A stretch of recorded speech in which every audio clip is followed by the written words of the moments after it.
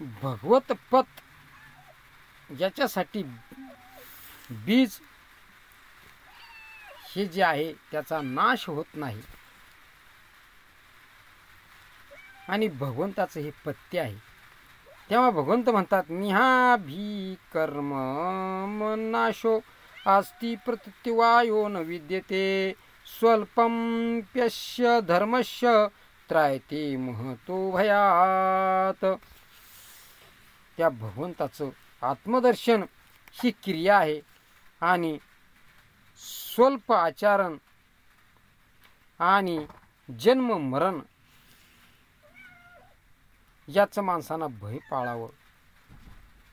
आणि जर भगवंताचं आत्मदर्शन झालं तर भगवंताचं नाम जे आहे तेच पथ्य आहे. भगवंताचं पथ्य म्हणजे भगवंताचं नाव घेतलं की त्याचा उद्धार होतो. हेच पथ्य आहे आपल्या जीवनामध्ये.